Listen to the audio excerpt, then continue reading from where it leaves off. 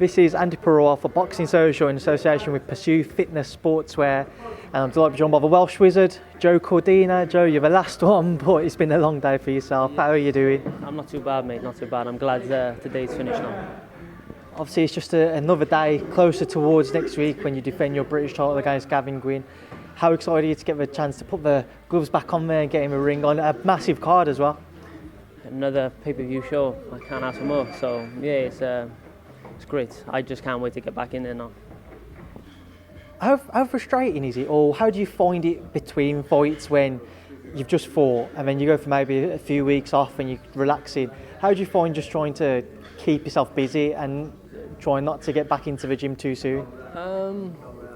It is quite frustrating in times because you find that you need to relax because I'm fighting 12 rounders. I've been fighting 12 rounders my last 3 fights now, so the camps that you're having, they're pretty intense. So you do need that rest, that week or 2 week of completely doing nothing. I find like I want to do something after like 3 days, 4 days off. But you just got to fight against it. I have a week of doing nothing and then I start doing little runs and stuff. But when I'm in camp, like this camp, I've been in this camp for 12 weeks and I've seen my kids for 10 days out of the camp. So I got my kids to keep me busy when I'm home. It's like training. Obviously, we mentioned at the start, you're preparing for Gavin, Gwynne. Just talks about the fight and what do you expect next Saturday? I'm looking forward to it. A lot of people, like especially from Wales, are writing me off. I think they're fans of Gavin, but listen, I think it's a 50-50 fight. It will be a hard fight, but I fancy my chances with anyone. I've got confidence in myself. I haven't just fell in this position. Like I said, as explained to John, I started boxing in 2007. Within 2 years, I got on the GB squad, and I was on there for 7.5 years, become an Olympian, won a European Championships. It's been a long road, and I've lived away from home, from my family, sacrificed my teens, sacrificed everything for boxing, and like I said, I've lived away from home for 11 years, all in all, including being a pro. So I've took it serious. I haven't just fell in this position. How have you found the transition from amateur to professional, especially when you consider when you're an amateur, you're always in and around the same guys every week? With regards to living, and you're always living together, you train together non-stop. It's kind of like you get that family bond, you can imagine. It was like a youth club, but with your family. You got Fraser Clark. I used to live with Kez Ashfaq, Galal Yafai, Jack Bateson. They were my roommates. Me and Kez, we were in the same room. So for me, it was hard when we left. I was sort of like, come down here, sat on my own in my room, and I'm thinking, messaging Kez. Yeah.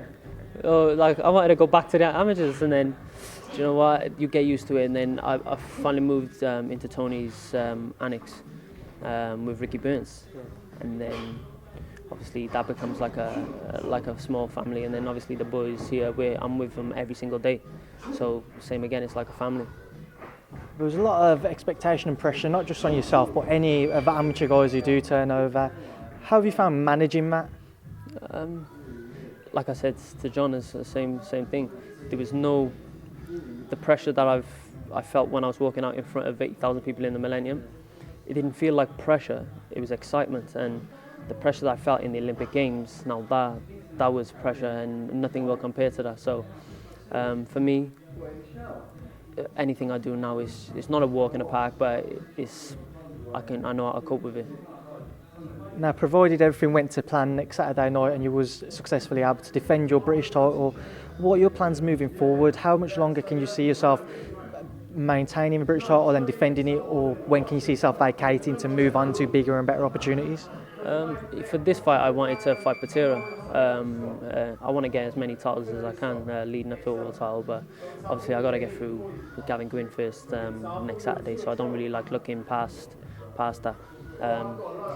You start thinking beyond your next fight, then your focus becomes off what you're meant to be doing. So yeah, I don't like looking too far ahead. Obviously, fighting at lightweight, you're on the undercard of a lightweight world title unification. I don't really know how to word it because the WBC was vacant, etc. But on the undercard of Campbell versus Loma, what are your thoughts on that fight? It was a great fight, I think. I think it'd be very cagey for the first few rounds. Obviously, I think 99% of the people will pick Lomachenko, which, if I'm being truthful, I think Lomachenko will win. I think Loma-Campbell has all the attributes to beat Lomachenko, but he has to be switched on for the full 12 rounds and take it to another level which he haven't been able to take it before. So it's possible. Anything can happen in boxing, and I wish him all the best. I spoke to John Reuter earlier, and John mentioned that he's agreed terms on his side to face Chris Eubank Jr. He's just waiting for everything to be rubber stamped. What are your thoughts on that fight if he was to go ahead? Obviously, I see John day in, day out, and how he trains. He is, like his name, he's a gorilla. He's an animal in the gym, and he does everything professional. I think previously, a few years back, he sort of was flirting with boxing and wasn't taking it 100% serious and doing the weight wrong, or he was at the wrong weight. But now, the last like year or two, he's took everything serious. He does everything right, and I believe he can go on and be a future British star. Now, quick last couple of things I want to touch on before I do let you shoot. As I say, I know it's been a long day. Andi Ruiz will defend his unified world titles against Anthony Joshua out in Saudi Arabia. What are your thoughts on it taking place out there? It's a bit different, isn't it? I've been to Qatar, which is not so far away, and similar culture. And even when there's a massive shot gets landed, they don't scream, they don't shout, they don't do nothing. They just sit there and go, ooh.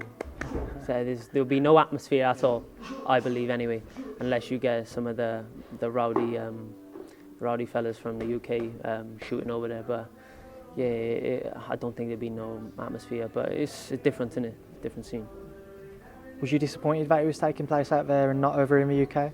Yeah, because obviously, in my head, I'm going to win next Saturday. In my head, I'm confident in myself. So, if it was in the UK, yeah. So, I could be on it, but obviously I've got to get through next Saturday first. And finally, this Saturday, another British fighter will challenge for a world title in Anthony Yarde when he goes to face Sergey Kovalev out in Russia. Your thoughts on that fight? I just don't think he's boxed at any sort of level that even comes anywhere near Kovalev. So for me, he could surprise us. He always got that puncher's chance, but I just don't think he's experienced enough or good enough to beat Kovalev. Someone who you have been on GB with, Josh Buatsi, his name's always been kind of bandied about with Anthony Yarde. If those two were to meet, how do you see that one going and playing out? Buatsi all day for me. I know a lot of people might say I'm mad, but listen, I can't see Anthony Yarde sitting in front of Buatsi trying to shoulder roll Buatsi. It's just not going to happen. Buatsi will punch you. If he lands on you, especially, he's going to hurt. So I think Buatsi beats him, and if that fight come on, I will have a nice punch on that. Well, Joe Cordina, I appreciate your time. I'll leave a last word with yourself. Anything you want to say to anybody ahead of Saturday? Tune in. Next Saturday, I should say. Saturday, tune in, because there's going to be fireworks in pretty much all the fights. So yeah, tune in. Joe Cordina, the Welsh Wizard. Thanks, Beats Boxing Social. Sweet, mate.